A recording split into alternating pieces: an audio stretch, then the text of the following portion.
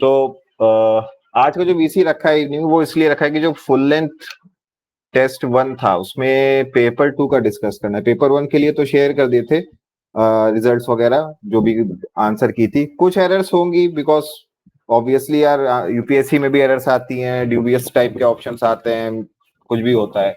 तो point is की गलतियां हैं, उनको तो ऑब्वियसली 100% फुल प्रूफ नहीं बना सकते पेपर 1 को। सो ये भी एक लर्निंग का कर्व है कि you should be able to identify those question, और जिसमें ज्यादा टाइम वेस्ट हो उसको छोड़ के आगे बढ़ जाना है, ठीक है। सो जो पेपर 2 है उसका डिस्कशन कर लेंगे अभी। प्रसून भाई स्टार्ट करना, है ना। तो स्ट्रक्चर ऐसे रख लेंगे कि पहले हम पेपर 2 का एक जो मॉडल आंसर्स होंगे वो प्रसून बताएगा। तो ऐसे आर्ग्यूमेंट रिपोर्ट्स वगैरह की बात कर लेंगे, वो प्रसून बता देगा। ग्रामर का मैं आप लोग को बता दूंगा, कहीं मुझे कुछ ऐड ऑन करना होगा, प्रसून ऐड ऑन करना चाहता है तो वो कर लेंगे। लास्ट में will go one by one, and जो भी शेयर करना चाहता है अपना एक्सपीरियंस, उससे हम पता कर लेंगे कि कहाँ कहाँ पे इशू एरिया आ रहे हैं लोगों को जनरली, ठीक है। सो प्रसून स्टार्ट करना भाई, बताना। Okay sir, Jain sir. Firstly मैं पूछना चाहूंगा सबसे से कि कैसा था उनका P2 पेपर 2 जो लिखा सबने, सब लोग कंप्लीट कर पाए? Was it good?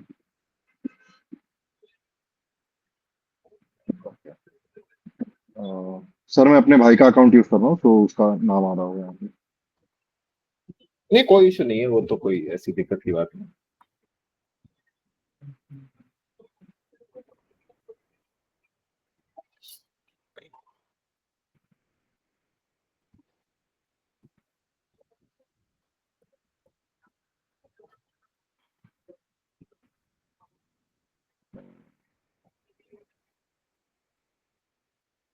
सर एक मिनट थोड़ा सा।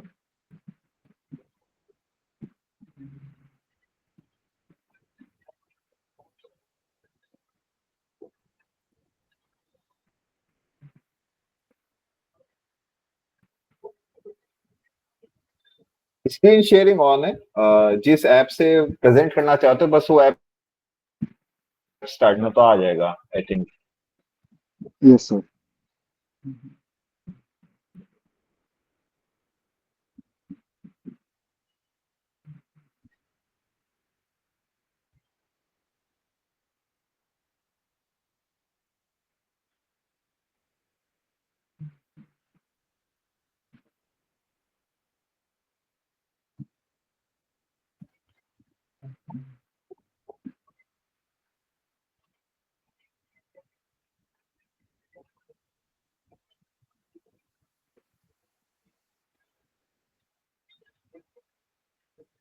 सर आ गया होगा मेरे हिसाब से। यस, हाँ, ऑल गुड, बताना। ओके सो ऐसे में हम लोग का फर्स्ट टॉपिक था artificial intelligence as a double edge sword for national growth and security. तो बेसिकली इस पे आपको एक तीनों चीज, एस्पेक्ट देखना है। सॉरी टू इंटरप्ट, बस एक चीज थोड़ा सा बोलूंगा बीच में भाई। जो भी अटेंड कर रहा है वीसी प्लीज टेक नोट्स, ठीक है। और इस चक्कर में मत रहना कि बाद में पीडीएफ शेयर होगी। जैसे जैसे प्रसून बताता जा रहा है प्लीज नोट डाउन करते जाओ, बिल्ड दिस हैबिट। तो टेक नोट्स भाई, प्रसून कंटिन्यू। तो basically AI double edge sword for national growth and security. So ये तीन कीवर्ड्स हैं, आपको ये तीन कीवर्ड याद रखना है: AI double edge sword, national security और ग्रोथ। तो मैंने इसमें एक कोट से स्टार्ट किया। बेसिकली आप लोग क्या, अगर किसी कोई कोट है तो आप लोग इसमें यूज कर सकते हैं। तो path to peace goes through war. So basically ये जो प्रधानमंत्री का एक एड्रेस था नेशन को, मैंने वहां से पिकअप किया है। तो आप लोग को भी मैं बोलूंगा, जो भी प्राइम मिनिस्टर का कुछ ऐसा होता है तो ऑफिशियल कुछ भी होता है तो आप उसको फॉलो करते रहिए, वहां से कुछ इंपॉर्टेंट चीजें मिल जाती हैं, ठीक है। उसके बाद इंट्रो। इंट्रो में जो भी रिसेंट इवेंट है उससे आप कॉन्टेक्स्ट देके चालू करेंगे, so it would be a better option. तो मैंने रशिया यूक्रेन वॉर का मेंशन किया। AI at forefront for resource mapping as well as target analysis and selection, operation spider web. तो मैंने बहुत सारे ऐसे पढ़े हैं, काफी लोग ऐसा करते हैं, काफी लोग नहीं भी करते हैं। बेसिकली अगर आप एक कॉन्टेक्स्ट देके स्टार्ट करते हैं अपना आंसर तो थोड़ा ज्यादा बेटर होता है, क्योंकि विजुअलाइजिंग ज्यादा बेटर हो जाती है कि इसको ये क्या बताना चाहता है। उसके बाद बेसिकली बॉडी में पैरा वन आप देखेंगे, मीनिंग ऑफ एआई। तो एआई का जो भी आपका मीनिंग है आप वो लिख सकते हैं, आपको जो भी आर्टिफिशियल इंटेलिजेंस से समझ में आता है, ठीक है। बेसिकली हमारा यहाँ पे वॉट कवर हो गया। उसके बाद इंडिया स्टैंडिंग एंड एक्शन। तो इंडिया एआई के इसमें कहाँ पे स्टैंड करता है, इंडिया एआई मिशन। यहाँ पे आप ऑपरेशन सिंदूर भी ऐड कर सकते हो। ऑप सिंदूर में भी काफी कुछ एआई वाला यूज था डिफेंस सिस्टम्स में, रिसोर्स मैपिंग वगैरह में। तो आप यहाँ पे ऑपरेशन सिंदूर भी यूज कर सकते थे, और ये भी, ये जो मैंने बताया। सो बेसिकली यहाँ से हमने टॉपिक को पूरा एक्सप्लोर कर दिया है कि समझ रहा है उसको कि हम क्या बताना चाहते हैं। Para 2, implication for national growth, positive and negative. इसमें आप बेसिकली इकोनॉमी, जॉब क्रिएशन वगैरह बता सकते हैं, और इसमें आप बता सकते हैं जो लोअर एंड वाली जॉब्स है वो जाएगी। तो इम्प्लीकेशन नेशनल ग्रोथ का मैंने दोनों साइड का एक ही पैरा में कवर किया। उसके बाद नेशनल सिक्योरिटी का, positive as well as negative. तो पॉजिटिव में जैसे ये मैंने बताया, रिसोर्स मैपिंग, ये सब टारगेटिंग वगैरह। और नेगेटिव में कि हमारी भी जो इंफॉर्मेशन है वो लीक हो सकती है, या ऐसा कुछ जो भी एआई का है, अगर वो इंफ्रा स्ट्रांग नहीं है, so we can be attacked. इसमें आप एग्जांपल भी डाल सकते हैं, जैसे कि एम्स पे एक साइबर अटैक हुआ था। तो ऐसे करके आप इसको सब्सटैंशिएट कर सकते हैं। उसके बाद पैरा 4, व्हाट इज नीडेड। तो इसमें आप बेसिकली आप बता सकते हैं कि हम, एआई जो है, ऑब्वियसली हम लोग इसका मैक्सिमम बेनिफिट उठाना चाहते हैं, राइट। अब ये तो नहीं बोलेंगे कि एआई इज अ थ्रेट, तो इसका मैक्सिमम बेनिफिट हम कैसे उठाएंगे। सो बेसिकली एआई स्किलिंग के ऊपर स्किल इंडिया मिशन में एआई को इंक्लूड करके रेगुलेशन, वर्ल्ड एआई मीट पे हमारे प्रधानमंत्री ने स्पीच दी थी, तो उसमें से काफी कुछ उठा सकते हैं कि रेगुलेशन ग्लोबल लेवल पे कुछ आनी चाहिए। इसके बाद एक ऑप्टिमिस्टिक कंक्लूजन। ये था मेरा एक मॉडल आंसर फॉर एआई वाला आंसर। इसमें आप देखेंगे तो मैंने सारे एस्पेक्ट्स मोर और लेस कवर कर लिए हैं, और मैंने ये ब्रेनस्टॉर्मिंग टाइम के अंदर ही किया है। मैंने थोड़ा इलेबोरेट करके लिखा है, बट बेसिकली ये जो मेरे दिमाग में आया मैंने उसी फ्लो में लिखा है। सो ऐसे ऐसे करके मैंने सारे कीवर्ड्स अपने कवर कर लिए। सर आपको कुछ ऐड करना है?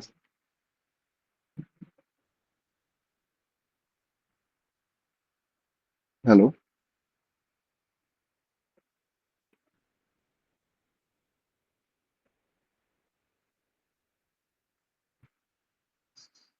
सर आपका माइक ऑफ है सर।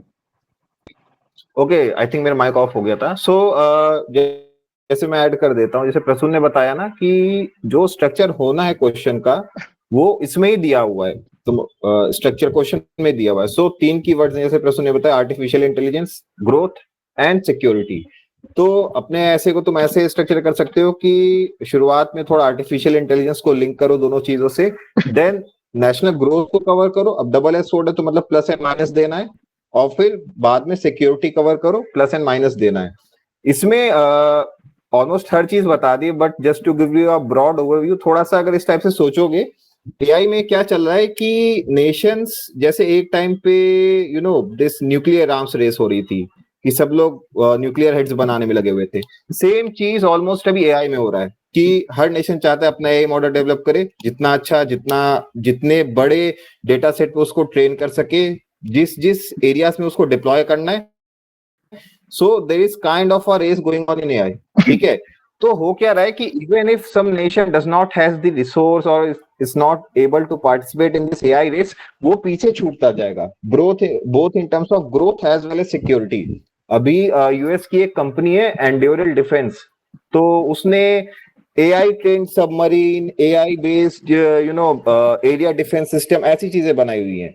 तो पॉइंट क्या है कि ये चीज इसमें इंक्लूड कर लेना, ठीक है, कि इवन इफ तुम एआई को डिप्लॉय नहीं कर पा रहे हो, ट्रेन नहीं कर पा रहे हो, बट बिकॉज अदर नेशंस कर लेंगे and they will be ahead of you, तो तुम्हें इस चीज में पार्टिसिपेट करना ही पड़ेगा। ठीक है, so both in terms of growth as well as security, it has become an imperative in this point of time that you need to have strong base in AI as a nation. तो बस यही है भाई। Second बताना रसूम। Okay sir. Okay sir. Sir इसमें थोड़ा add करूंगा कि जैसे सर ने जो पॉइंट बोला, आप इसको इंट्रोडक्शन में भी कर सकते हैं कि ग्लोबल जो रेस चल रही है बेसिकली चाइना यूएस वगैरह की, तो उसमें इंडिया का भी पार्ट है, और ये रिलेटिव रेस है, इंडिया पीछे छूट जाएगा। तो ये भी आप एक कॉन्टेक्स्ट ऐड कर सकते हैं, काफी अच्छा रहेगा ये भी यहाँ पे इंट्रो में बेसिकली, और डेप्थ ऐड करेगा आपका, अगर आप एक कॉन्टेक्स्ट या फिर एक एग्जांपल से आप ऐसे स्टार्ट करते हैं, so it will add more depth to it. Second question है operation Sindoor, need to balance strategy and diplomacy. तो आप इसको बेसिकली आप कीवर्ड्स, वापस कीवर्ड्स में पकड़िए, operation Sindoor, balance, strategy and diplomacy. ज्यादा आप कॉम्प्लिकेट मत करिए, ठीक है। तो आप इंट्रोडक्शन एंड कॉन्टेक्स्ट लिख सकते हैं कि पहलगाम अटैक था, उसके बाद हाउ ऑपरेशन सिंदूर केम इन, कि कैसे ये इंपेरेटिव हो गया था उस वक्त, ठीक है। पैरा 1 में कि मैंने लिखा है what why how, what was operation Sindoor, तो आप इसमें लिख सकते हैं 2-3 लाइन कि मिलिट्री एक्शन था और ऐसे ऐसे था। वाई, बेसिकली ऑब्जेक्टिव्स लिख सकते हैं इसके, जो डेटरेंस क्रिएट करना था basically. Secondly attack on terror, terror infra को तोड़ना था। हाउ एडवांस्ड वॉरफेयर टेक्निक्स, तो वो आपको इसमें जो भी आएगा, integrated air command, air superiority, air defence वगैरह जो भी आपको आएगा आप लिख सकते हैं। Para 2 why stop, why stop में कि यहाँ पे आप थोड़ा डिप्लोमेसी के बारे में आप बात करेंगे, ठीक है। कि बेसिकली फर्स्टली तो पीस वाला पॉइंट है, India being a global leader of global south Nations. Example, African union को इंडिया ने सीट दिया था G20 में, तो आप ये छोटा सा एक एग्जाम्पल डाल सकते हैं without digressing from the topic. Secondly civilisation of peace और civilian life, basically collateral damage नहीं करना इंडिया को दोनों साइड पे। तो ये है बेसिकली इसका आप कर सकते हैं नीड फॉर डिप्लोमेसी, यहाँ पे आप ये करेंगे, ठीक है। उसके बाद how India balance strategy and diplomacy, ये मैंने एक हेडर बनाया, ठीक है। बेसिकली हम लोग डिप्लोमेटिकली आइसोलेट कर सकते हैं पाकिस्तान को या फिर एनी रोग नेशन को। FATF के बारे में आप यहाँ पे बात कर सकते हैं, UN के बारे में बात कर सकते हैं, वर्ल्ड बैंक के बारे में बात कर सकते हैं, और SCO के बारे में बात कर सकते हैं। यहाँ पे भी टेररिज्म का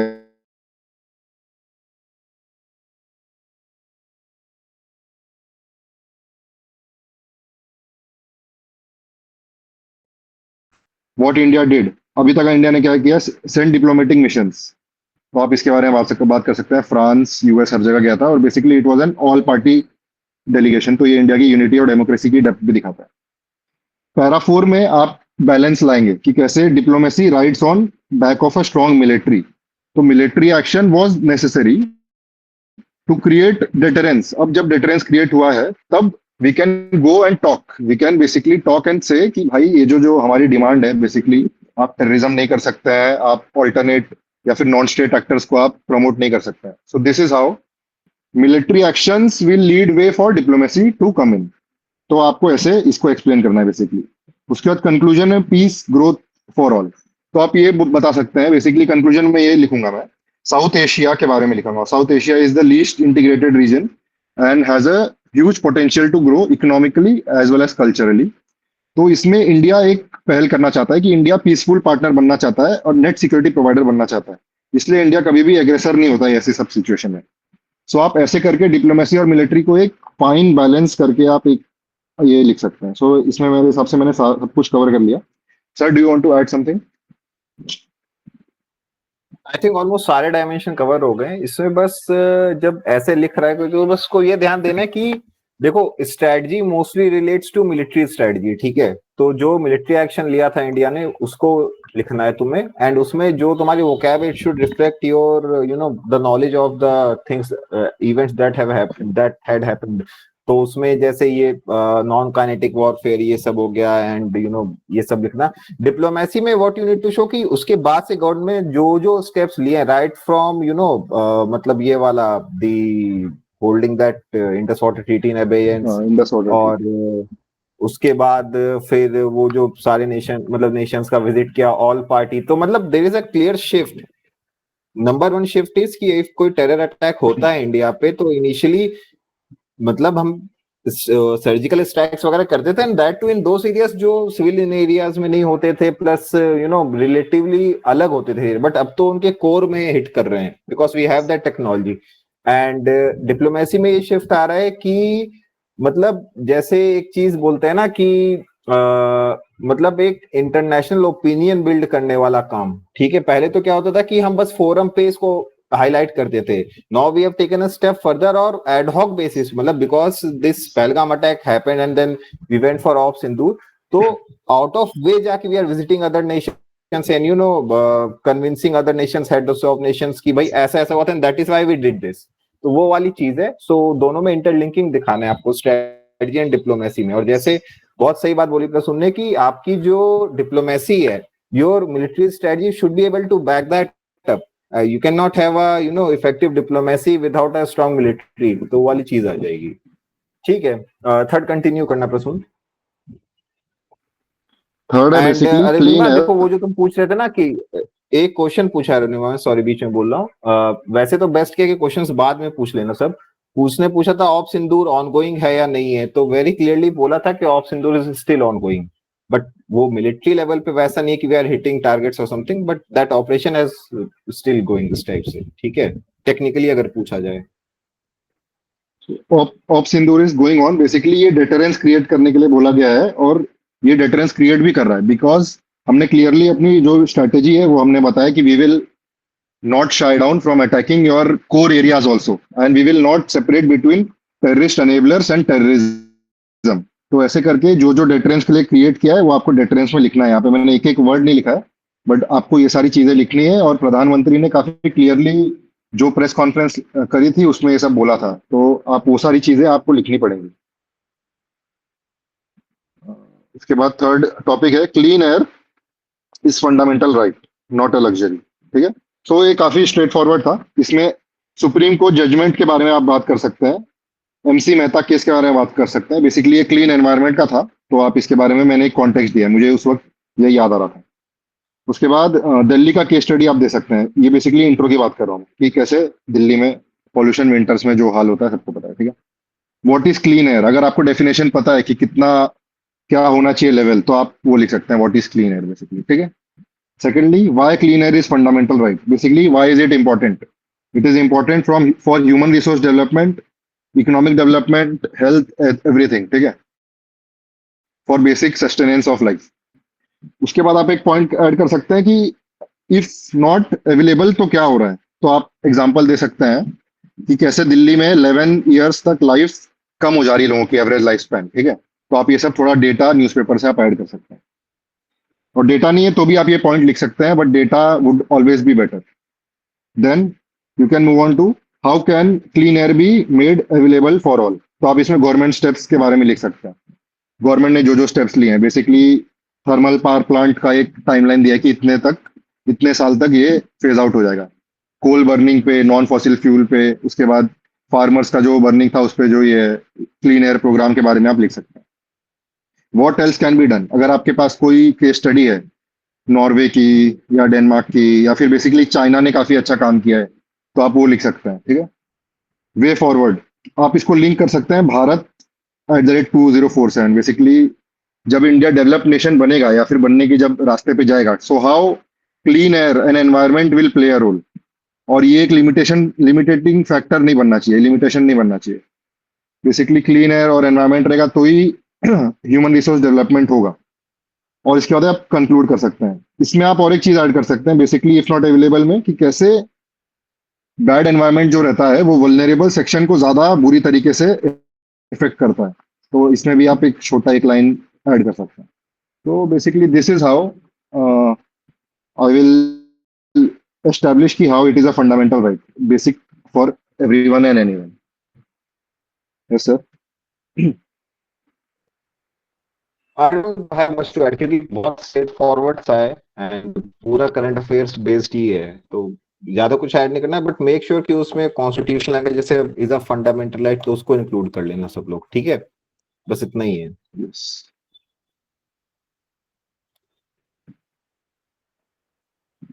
इसके बाद farming in the age of climate change, crisis और अपॉर्चुनिटी। मैंने बेसिकली 3 कीवर्ड्स उठाए यहाँ पे। ठीक है, फार्मिंग, क्लाइमेट चेंज, क्राइसिस और अपॉर्चुनिटी। बस मैं इस पर फोकस करके फिर मैंने एक अपने लिए मैप बनाया।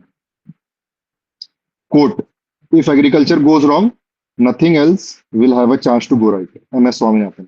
ये बेसिकली मैंने कोट पढ़ा हुआ था न्यूज़पेपर में, बेसिकली आता रहता है ये जब बेसिकली फेयर वैल्यू वगैरह की बात होती है, MSP की बात होती है, तो ये सारे कोट आते रहते हैं, तो मैंने वहां से कोट उठाया। ठीक है, इसके बाद बेसिकली आप इसको खोल सकते हैं इस क्वेश्चन को, importance of agriculture in India, कि कितने % लोग एग्रीकल्चर से जुड़े हुए हैं अभी भी, 43 से 47% लोग। ठीक है, उसके बाद आप बात कर सकते हैं क्लाइमेट चेंज क्या है, और इसमें आप क्लाइमेट एक्सट्रीम्स के बारे में बात कर सकते हैं,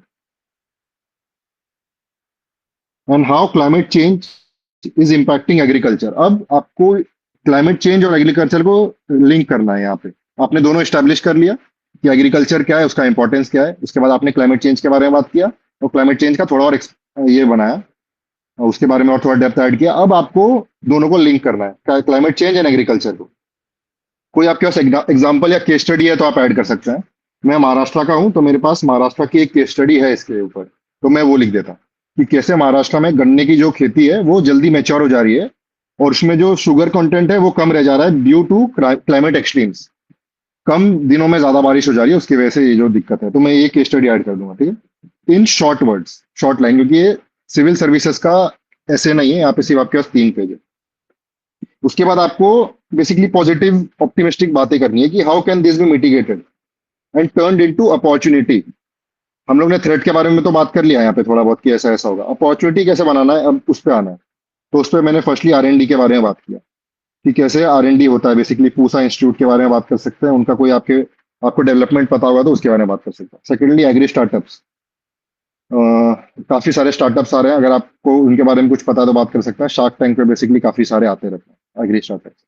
क्लाइमेट स्मार्ट एग्रीकल्चर, ठीक है। उसके बाद आप AI and ML, basically modern technology in agriculture के बारे में बात कर सकते हैं कि कैसे हम एनालिसिस कर सकते हैं पहले से वेदर एनालिसिस वगैरह, और उसके through we can make better selection choice as well as then उसके बाद भी हम लोग बेटर ये कर सकते हैं, और सॉइल एनालिसिस वगैरह भी कर सकते हैं थ्रू AI एंड ML, और उसके थ्रू कैसे हम लोग बेटर फार्मिंग कर सकते हैं। उसका स्टेप्स टेकन में आपको दोनों इंक्लूड करना है, by government by private.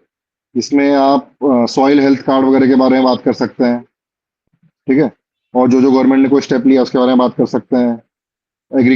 Basically जो पानी वाली जो स्कीम्स है, बेसिकली स्प्रिंकलर इरिगेशन वगैरह के बारे में, ड्रिप इरिगेशन के बारे में बात कर सकते हैं। उसके बाद कोई प्राइवेट कंपनी के बारे में अगर आपको पता है तो उसके बारे में बात कर सकते हैं, प्राइवेट या फिर इवन पब्लिक। सो नैनो यूरिया के बारे में आप लिख सकते हैं कि कैसे ज्यादा उसका अवेलेबिलिटी हो जाती है, ठीक है। What else can be done, अगर आपके दिमाग में और कुछ है, जैसे कि अगर आप एग्रीकल्चर बैकग्राउंड से आते हैं, आपको कोई और नॉलेज है, तो आप वो वे फॉरवर्ड में लिख सकते हैं कि what else can be done. यहाँ पे आप कोई ग्लोबल एग्जांपल भी ले सकते हैं अगर आपको कोई ग्लोबल एग्जांपल आपके पास है तो। फिर एक कंक्लूजन, तो आप इसमें भी वही लिख सकते हैं कि farming and agriculture forms the backbone of our country and civilisation. तो कैसे इसको एम्पावर करना जरूरी है, और डबलिंग फार्मर इनकम के बारे में बात कर सकते हैं कि कैसे climate change can provide opportunity, climate change and उसके सॉल्यूशंस कैसे अपॉर्चुनिटी कर सकते हैं, बेसिकली टेक्नोलॉजी मॉडर्नाइजेशन से इसकी तरफ बढ़ सकते हैं। सर आप कुछ ऐड करना? हाँ, मैं ऐड कर देता हूँ। देखो, फार्मिंग की अगर बात कर रहे हैं, काफी सारे डायमेंशन प्रसून ने make sure that you have a holistic perspective of farming. मतलब क्या है कि देखो, फार्मिंग में इनपुट होता है, आउटपुट होता है, और इनपुट्स में तुम्हारा क्या क्या आएगा। देखो, fertiliser, seeds, insecticide, pesticides, herbicides, सारी चीजें आती हैं, ठीक है।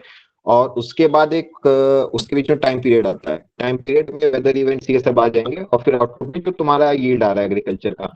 तो अब पॉइंट क्या है, जो ये क्राइसिस वाली बात कर रहा है। So when you are dealing with crisis, you have to deal with everything. अब क्लाइमेट चेंज की वजह से बहुत सारी चीजें होती है जो इम्पैक्ट होती हैं ऐसी जगहों पे।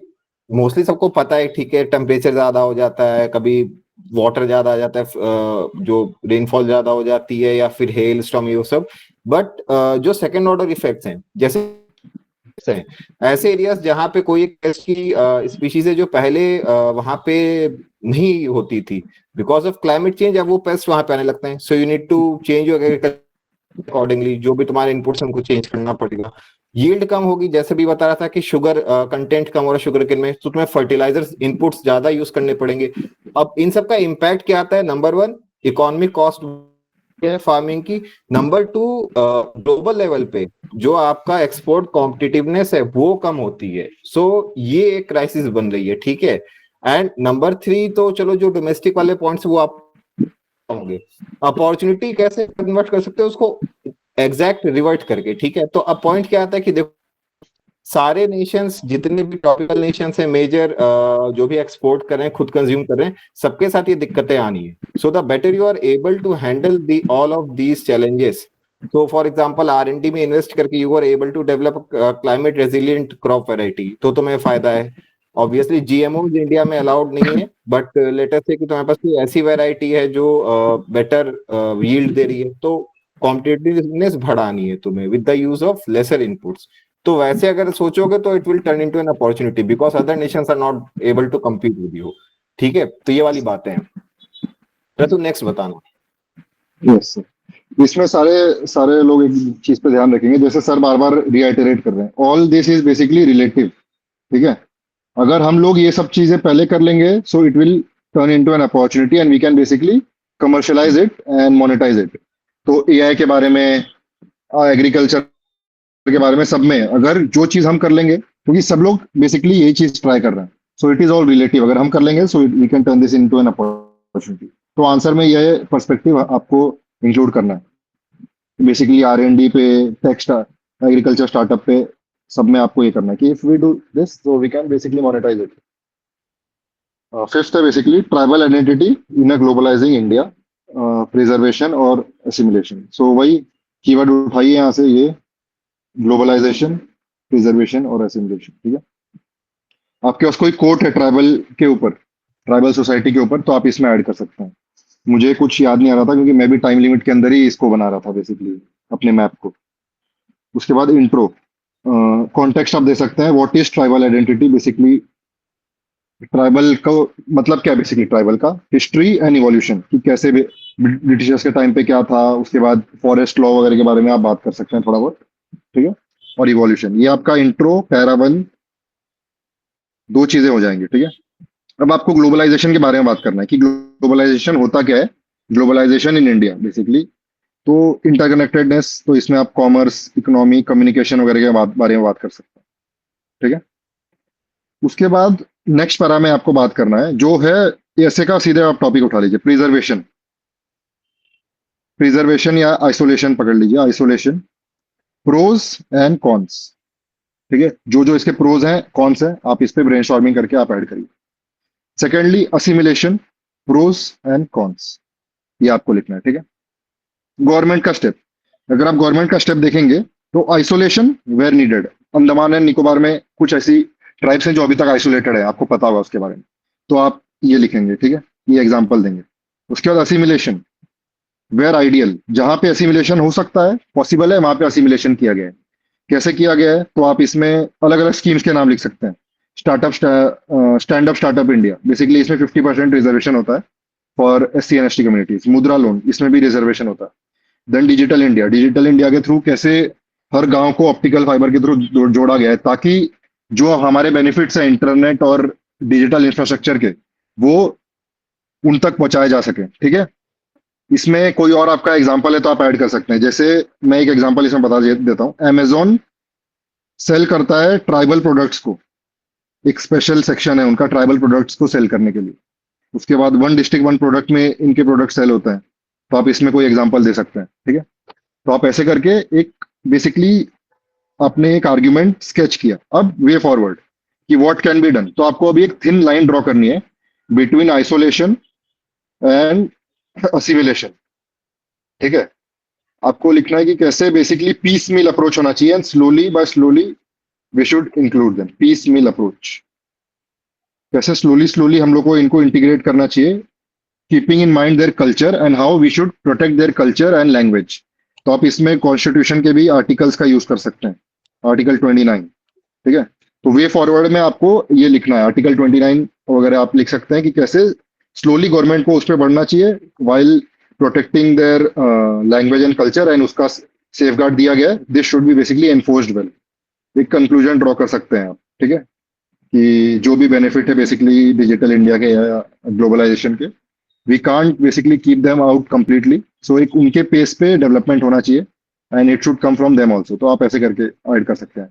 तो इसमें बेसिकली देखा होगा आपने कि मैंने कई सारे जगह पे एग्जांपल दिया था, तो आपको वैसे एग्जांपल वगैरह देते रहना है हर जगह पे। सर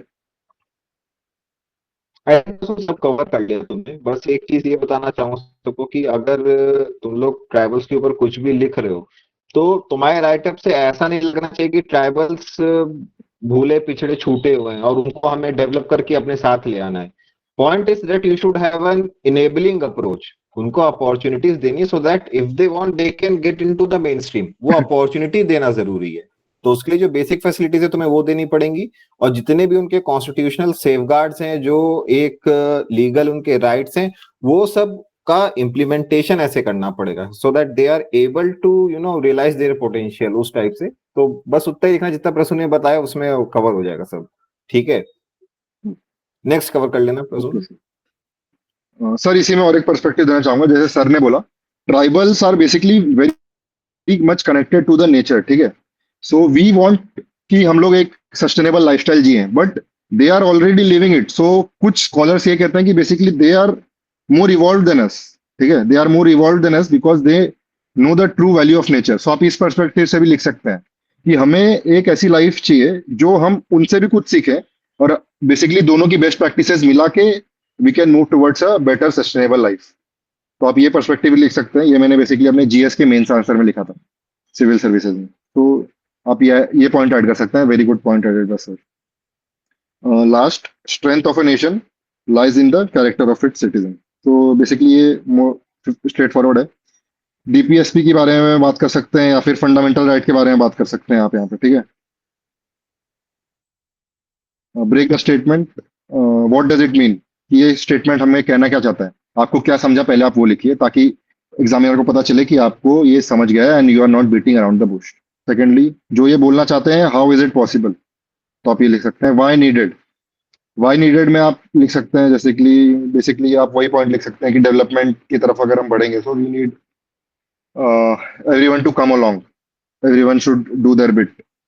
तो उसके बाद केस स्टडी कोई है तो आप लिख सकते हैं कि कैसे, मैंने इसमें कोविड की लिखी है, where people came together to help everyone. इसमें आप वायनाड की भी लिख सकते हैं कि कैसे केरला में जब फ्लड्स हुए थे, humanitarian crisis was dealt with citizens being coming together.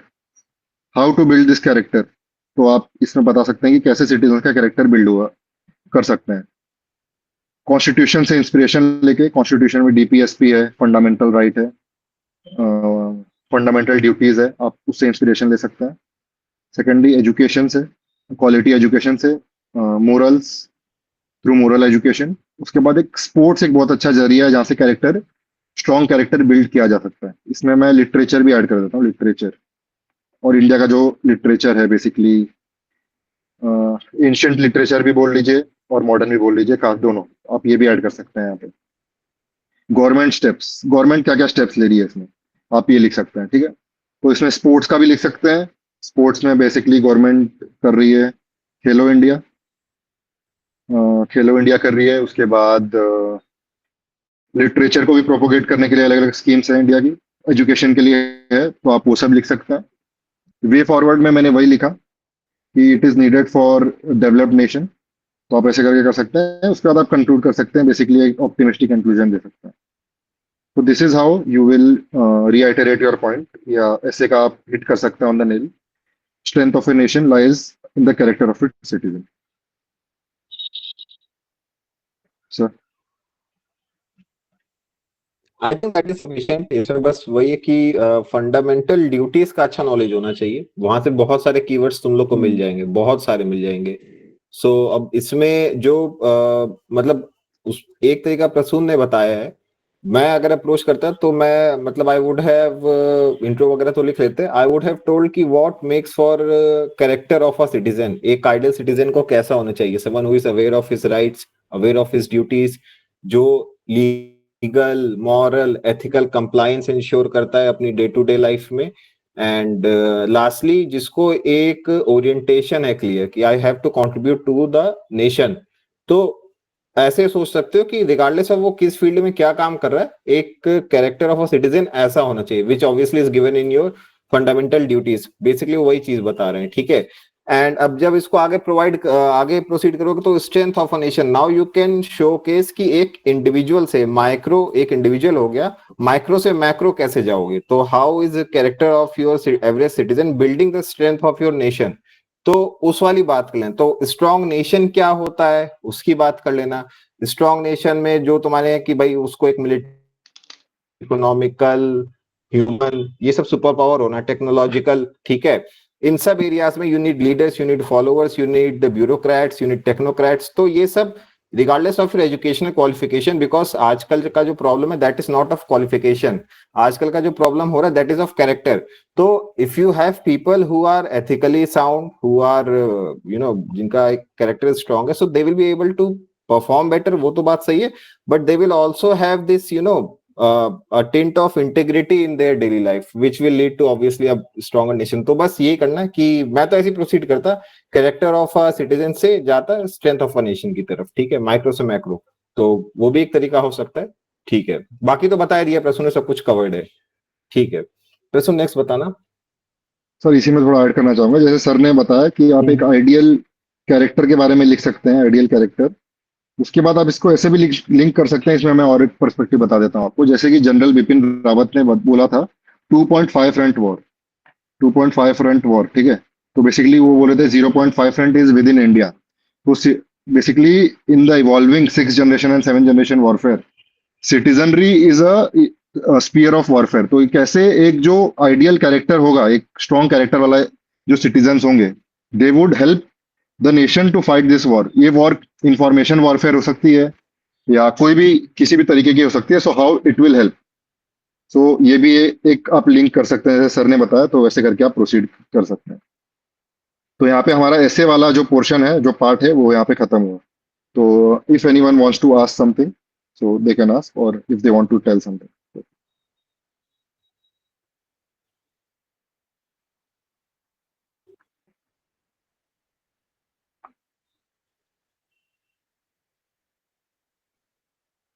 ठीक है, प्रोसीड कर ओके लेना, सो प्रोसीड।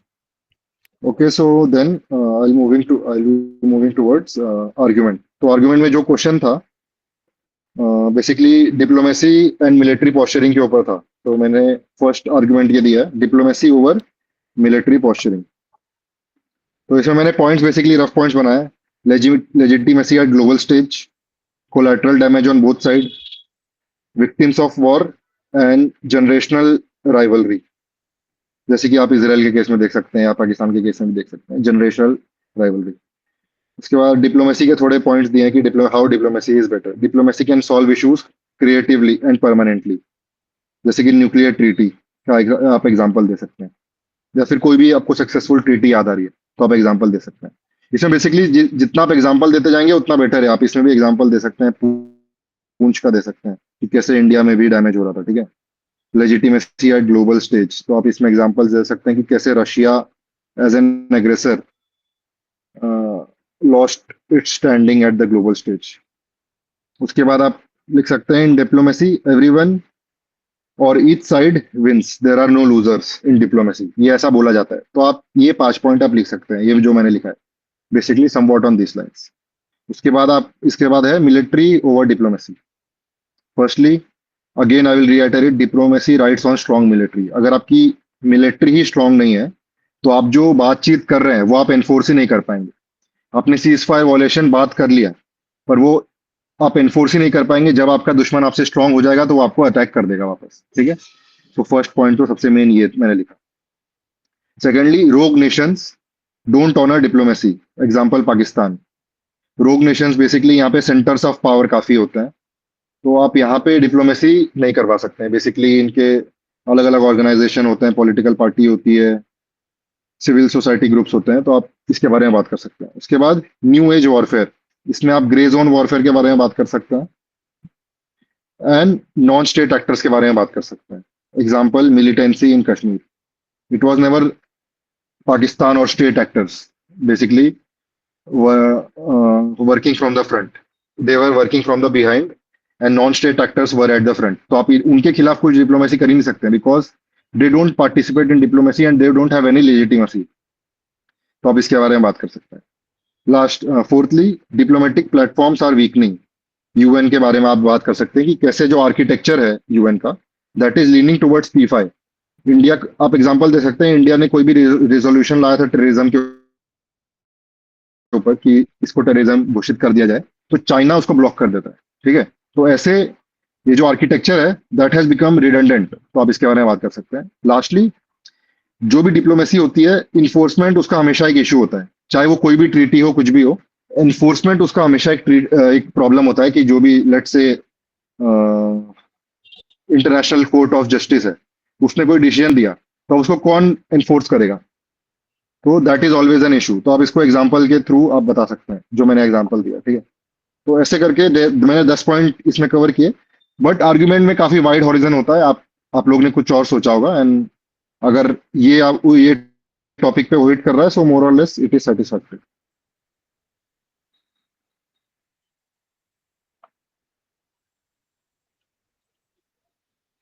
मैं बस थोड़ा सा ऐड कर देता हूँ इसमें।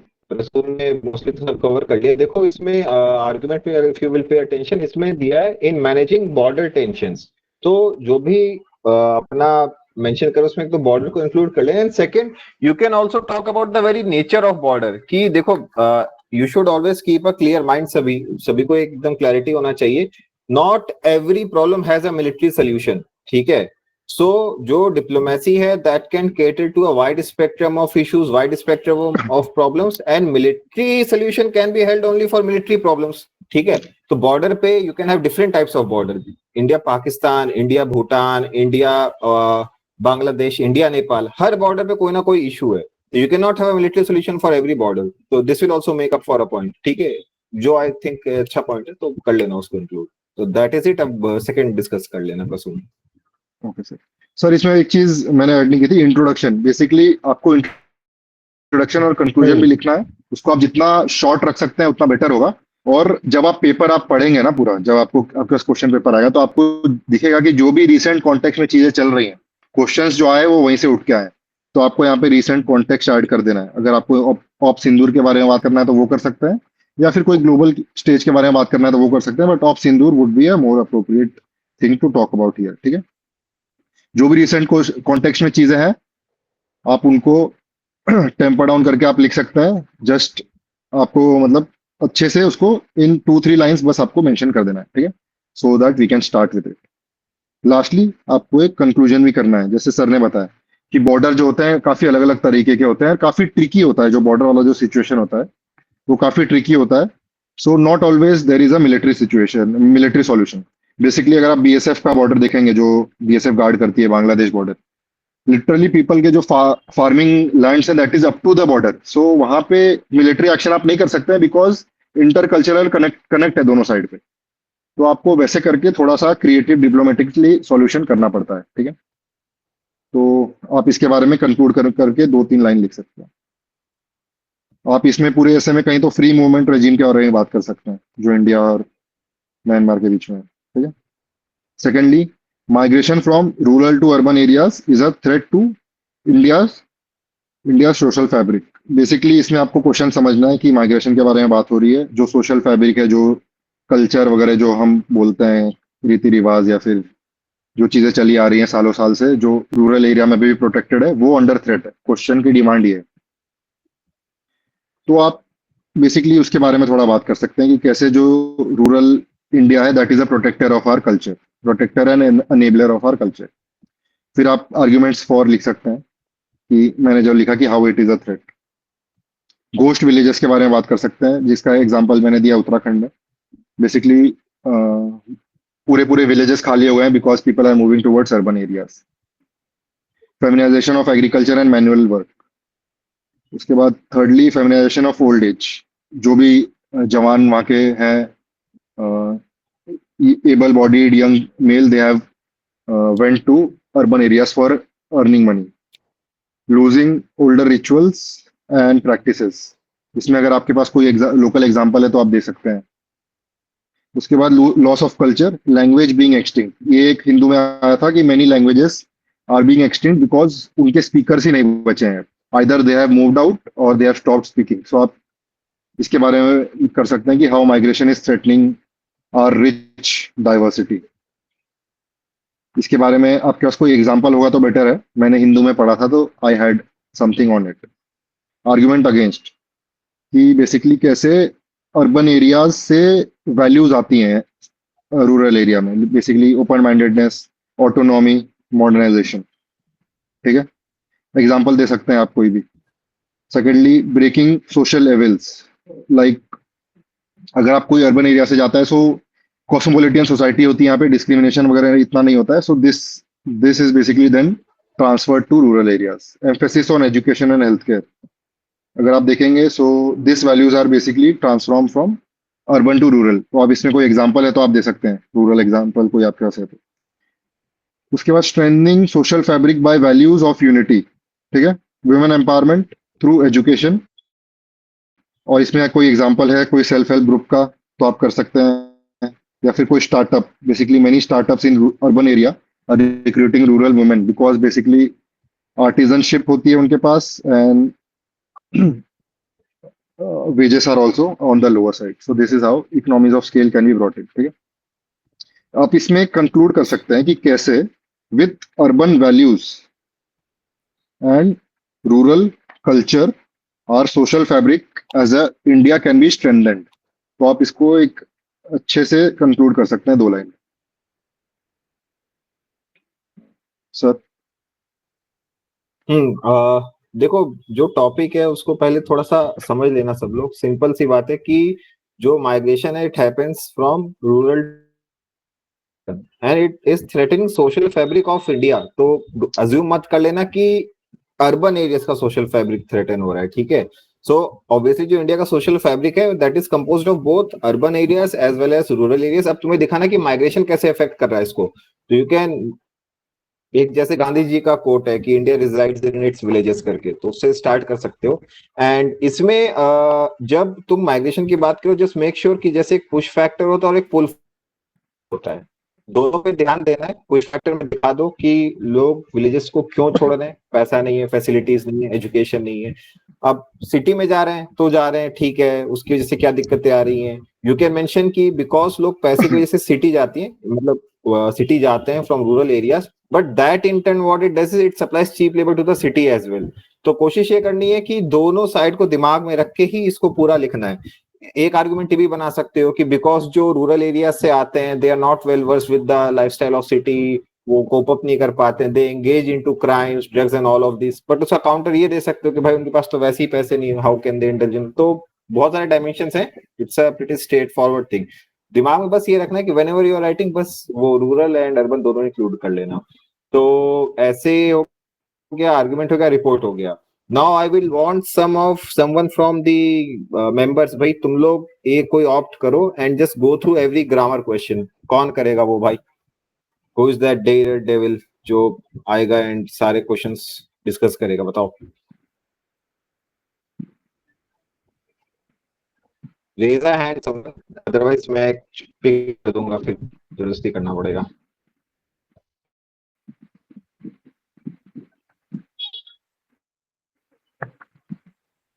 यस चंद्र प्रकाश, बताना यार। So the first question is the data indicates that the population have increased significantly in the last decade. तो सर इसमें सबसे पहले तो सर डेटा जो है वो प्लूरल है, तो इंडिकेट उसके बाद में मतलब सिंगुलर आएगा। और पॉपुलेशन सर बाकी तो सब ठीक ही है वैसे।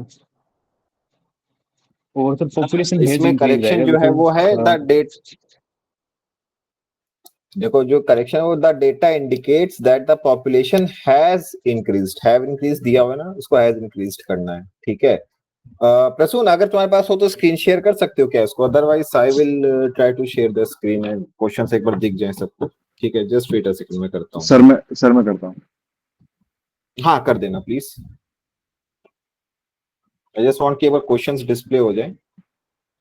हाँ गुड,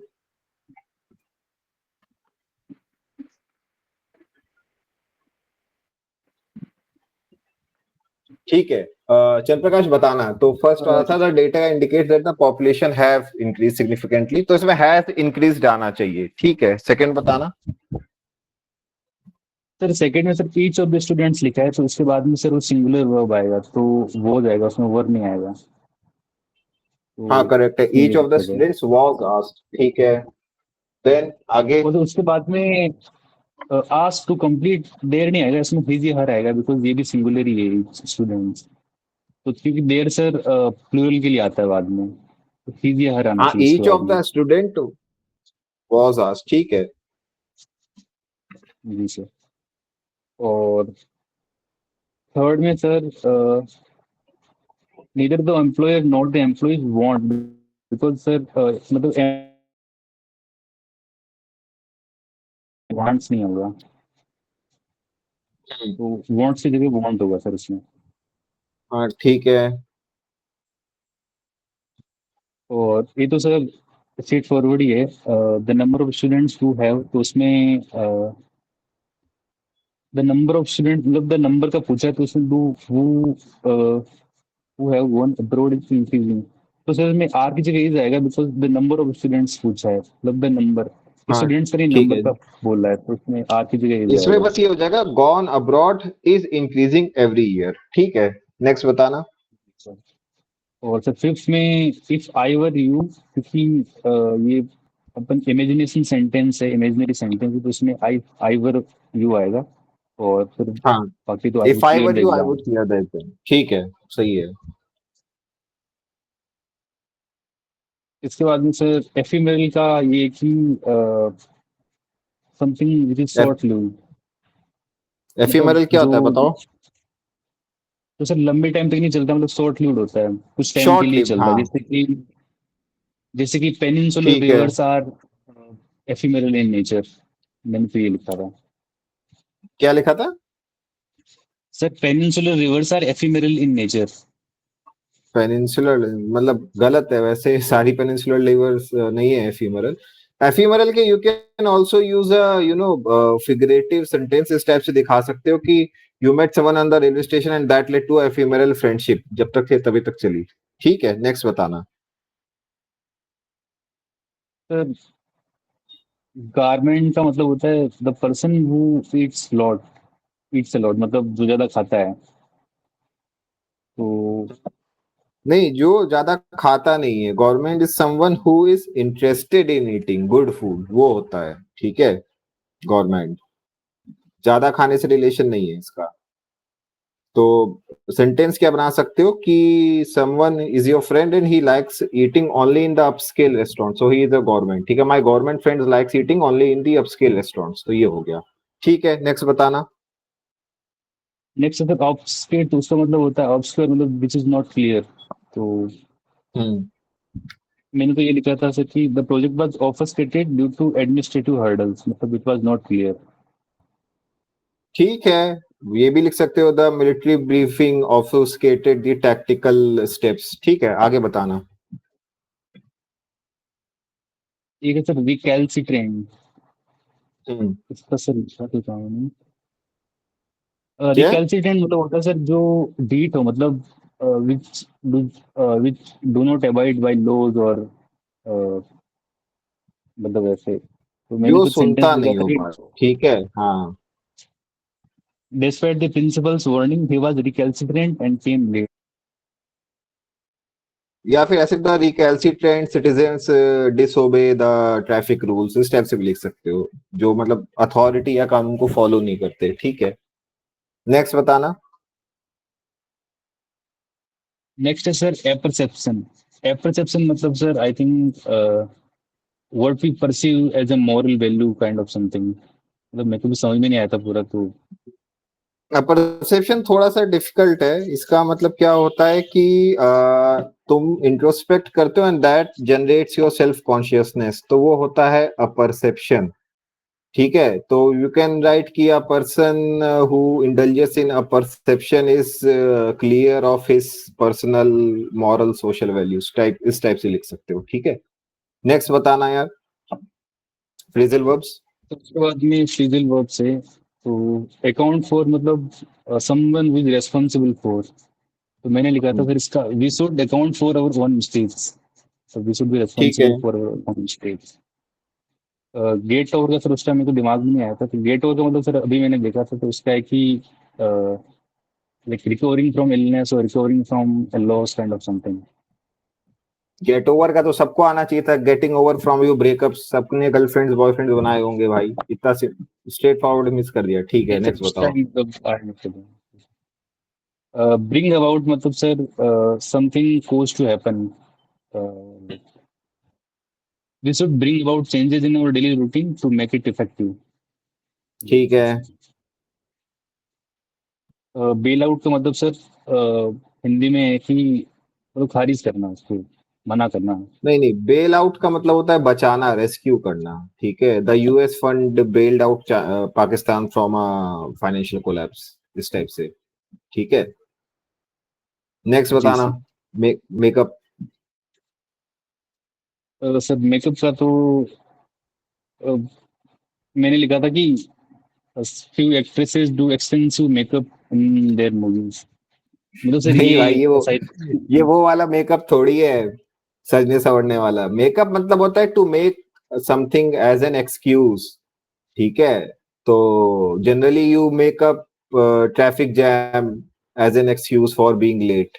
उस सेंस में मेकअप है, किसी चीज को इमेजिनेशन में बनाना, ठीक है, वो वाला या फिर मेकअप है सर ये। ऐसे कि जैसे I made up my mind already, like मतलब हाँ, पहले से ही मैंने अपना मन बना लिया था।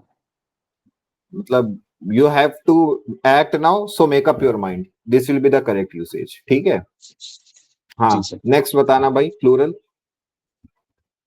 सर एंटीना का ई लास्ट में आई थिंक। हाँ, बस ई लगा देना, एंटीने ही हो जाएगा, ठीक है, ANTENNAE। देन शतेउ, बताओ इसका क्या है। सर चैट ही होगा आई गेस।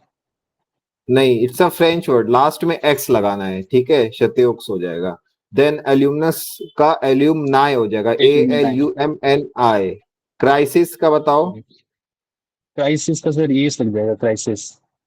नहीं, क्राइसिस हो जाता है, CRISES, एंड देन डेटम हाँ लास्ट में। सर एस सी एस हाँ, डेटम का डेटा SES ही हो सर। जाएगा, डेटा हो जाएगा, ठीक है। सो आई थिंक डिस्कशन तो पूरा कर लिया, we not going to discuss this, precis and comprehension, not worth it, बहुत ज्यादा टाइम कंज्यूम करेगा, and it is straightforward थे।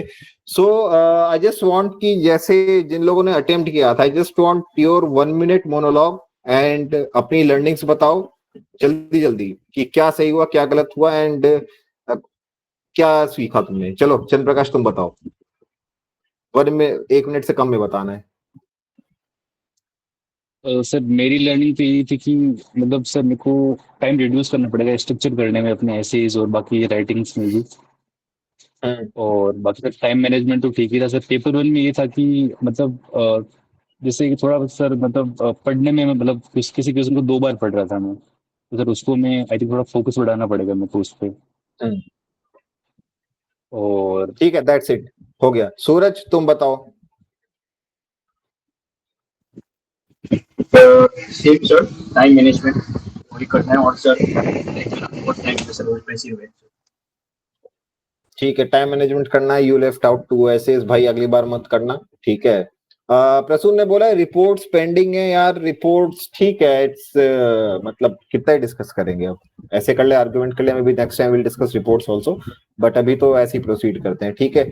अभिलाष भाई, तुम बताओ, तुमने टेस्ट दिया था। टाइम मैनेजमेंट नहीं हो पाया था थोड़ा। क्या time management in what sense, you were not able to complete the papers, ऐसा बताना चाह रहे हो। यस सर, 2 ऐसे बच गए थे लास्ट। तो ऐसे बच गए थे, मतलब यू आर नॉट सेलेक्टेड, ठीक है। नेक्स्ट लालू, तुम बताओ भाई। सर टाइम मैनेजमेंट सर थोड़ा मतलब मुझे पैसे करने में टाइम लगता है, क्योंकि वो सारे ट्रांसलेट करना पड़ता है और बाकी तो हो जाता है। भाई हिंदी मीडियम से इसीलिए थोड़ा बोल इशू रहा हूँ, रहता है। प्रैक्टिस कर लो यार, इशू रहेंगे but you have to complete the paper anyhow, ठीक है। देन अरुणिमा, तुम बताओ, you were not present that day, क्यों भाई, व्हाई वर यू एब्सेंट, किया था तूने पेपर अटेम्प्ट या नहीं, जल्दी बताओ। Yes, sir. I have attempted. Sir okay, 12 nice. Minute extra लग गए थे एंड कंटेंट थोड़ा कंप्रोमाइज, थोड़ा नहीं बहुत ज्यादा कंप्रोमाइज हो गया था। एंड कुछ कुछ एसेज में लाइक माइंड ब्लैंक हो रहे थे स्कीम्स को याद करने में, या फिर लाइक आर्गुमेंट में एग्जैक्ट वर्डिंग जो फ्रेम करनी होती है टाइटल में, वो प्रॉब्लम आ रही थी इसमें। टाइम मैनेजमेंट एंड फ्रेमिंग में दिक्कत थी तुम्हें, ओके फाइन। वर्षा, तुम बताओ। Yes sir. सर कंप्लीट तो हो गया था टाइम में, लेकिन जब मैंने मेरे ऐसे बाद में पढ़े तो मुझे लगा जैसे बहुत कुछ छूट गया। एग्जाम्पल भी इतने अच्छे नहीं लिख पाई और स्ट्रक्चर भी हाँ, सर दैट इतना विल अच्छा हैपन, नहीं नो था। Need to worry. Main exam में भी यही होगा, तुम एग्जाम हॉल से निकल के सोचते रहोगे, ये लिख देती वो लिख देती, but you are able to complete, so that is good, मतलब you are not facing any major issue, complete हो गया ना। ग्रामर कैसा, ठीक गया था तुम्हारा। नहीं सर, मुझे थोड़ा टफ लगा था, मैंने PYQs भी नहीं देखे थे इसलिए। तो अब देख लो, this is the high time कि ग्रामर तैयार कर लो भाई, ठीक है। आनंद, तुम बताओ। सर वही काफ़ी कॉमन इशू था कि टाइम मैनेजमेंट नहीं हुआ था पेपर 2 के रिगार्डिंग। सर एक ऐसे छूटा था और एक सर रिपोर्ट राइटिंग छूट गई थी। बाकी सर अभी जैसे अभी प्रसून सर ने जो भी मतलब पूरा स्ट्रक्चर करके बताया, स्टार्टिंग में जब मैंने देखा था तो काफ़ी हार्ड लग रहा था मुझे ऐसे वगैरह लिखने में। बट अभी इन्होंने जैसे बताया कि बस कीवर्ड थोड़े से पकड़ने हैं, उनको थोड़ा सा एलेबोरेट करना है, बाद में आपस में इंटरलिंक करना है, तो थोड़ा सा मुझे ऐसे लगा कि हाँ अभी हो सकता है। और बाकी सब पेपर वन ठीक तो है, ठीक ही था सर। Okay fine. दीपक, तुम बताओ। सर पेपर 1 दिया था और सर पेपर 2 नहीं कर पाया सर। तो ठीक है, कितना छूटा था तुम्हारा? सर 2 ऐसे छूट गया था और एक आर्गुमेंट। ऋतु तुम बताओ, what are your learnings? Yes sir, major issues तो ज्यादा कुछ नहीं है, मतलब पेपर तो 5 मिनट पहले ही कंप्लीट हो गया था। बस सर वही कि गुड, कुछ डेटा और कुछ कोड्स याद थे, पर वो लिखने के बाद याद आए कि ये भी ऐड कर सकते थे तो। That is fine. उसके देखो, I will tell this to everyone, देखो एग्जाम में you don't have the luxury of thinking and writing, ठीक है? It's like flying an airplane and you know building it as you are flying it. तो कोशिश ये करनी है कि जो लिख दिया वो लिख दिया, ओवर थिंक नहीं करना है कि ये लिख देता वो लिख देता, दैट विल कंटिन्यू। तो ये that is not an issue, because सबके साथ यही होता है, तो उसकी टेंशन मत लो। और बताओ। सर सर दो दो ऐसे तो मैंने पहले प्लान करके लिखा था, पर मुझे लग रहा था कि प्लानिंग में मेरा ज्यादा टाइम जा रहा है, तो मैंने मतलब माइंड में ही उनको प्लान करके बाकी के 2 एसेस लिखे थे। ठीक है, देखो स्ट्रक्चर का क्या है, you need structure in those essays जहां पे तुम्हें स्ट्रक्चर एविडेंट नहीं है। जैसे जो फर्स्ट ऐसे आया था, समथिंग रिलेटेड टू स्ट्रेटजी, नहीं एआई, एआई वाला था, तो एआई था अपॉर्चुनिटी चैलेंजेस जो भी था, 2S सोर्ड, ठीक है, सिक्योरिटी एंड ग्रोथ।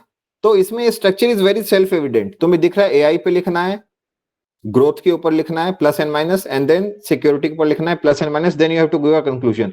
इस ऐसे में if you made the structure then you are wasting your time. नहीं बनाना ऐसे में स्ट्रक्चर जहां पे स्ट्रक्चर एविडेंट है। स्ट्रक्चर कहां बनाना है, जहां पे अब जैसे वो वाला था जो ऐसे था ट्राइबल कल्चर एसिमिलेशन, और तो वहां पे you can make a structure किस तरह से करना है, बट जहां पे एविडेंट है, इट्स वेरी ऑब्वियस, वहां पे प्लीज मत बनाओ, ठीक है? स्ट्रक्चर बनाने की जरूरत नहीं है वहां।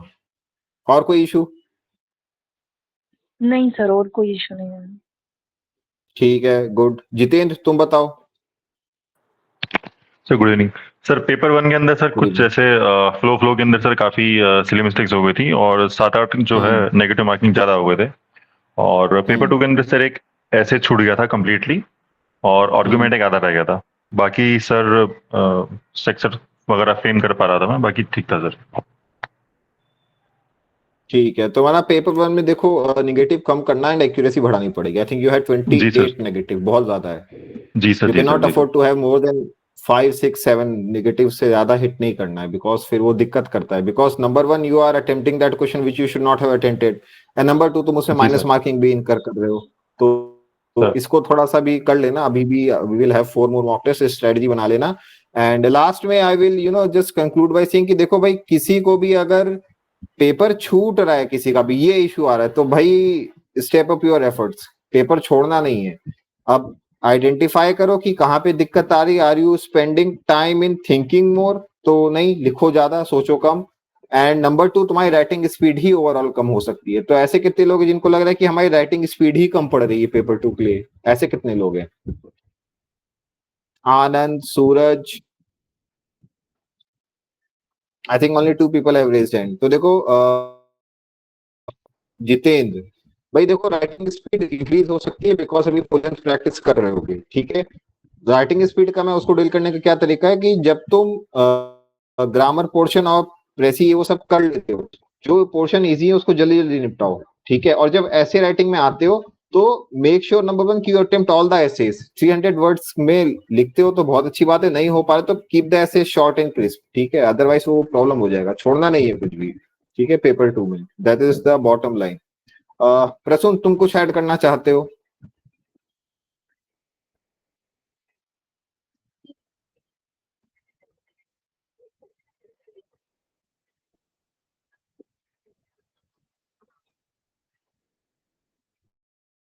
प्रसून तुम्हारा माइक ऑफ है ना, आवाज नहीं आई थिंक, या कोई और इशू होगा, बिकॉज माइक ऑफ का आइकन तो नहीं आ रहा है बट वॉइस नहीं आ रही है।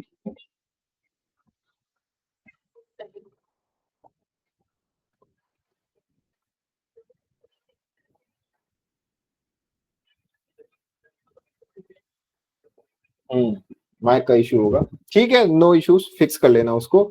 यार देखो अभी जितने भी लोग वीसी अटेंड कर रहे हैं, all of you are serious candidates, ठीक है, तभी वीसी अटेंड करो, पूरा लेंथ का पेपर दे, अदरवाइज जिनको नहीं करना था वो दे आर नॉट अपीयरिंग।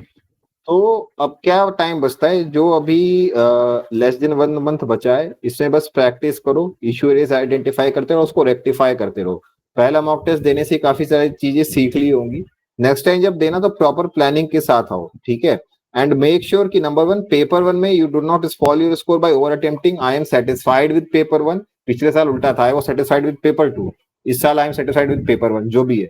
पेपर 2 में if you are able to finish your paper, that should be first priority. Second priority ये है तुम्हारी कि अपना अटेम्प्ट का सीक्वेंस फिक्स कर लो, उसको चेंज नहीं करना है, ठीक है। और जैसे अभी सूरज कह रहा था कि first 15 minute should completely brainstorm all topics for better flow in between, ये सब कुछ मत करो भाई, देखो सबके साथ इश्यूज आएंगे, no one writes a perfect essay, just write optimal essays, ठीक है। तो ऐसा कहीं पे एम नहीं करना कि बेस्ट ऐसे पॉसिबल लिखना है, वो काम मत करो। लास्ट में ऐसे राइटिंग बचेगा, जितना भी टाइम बचा है डिवाइड दैट बाय 4, उतना ही टाइम दे दे के लिखो। हाउ टू पिक एसेज की कौन सा ऐसे लिखना है, you will know by looking at the topics, ठीक है। देखोगे टॉपिक लगेगा हाँ पढ़ा हुआ है, बस टिक मार देना उस पर, ये वाले करूंगा, एंड लास्ट में उनको अटेम्प्ट कर देना, ठीक है। तो that is it for today, next time मिलते हैं पेपर 2 मतलब फुल लेंथ का सेकेंड पेपर के साथ, ठीक है।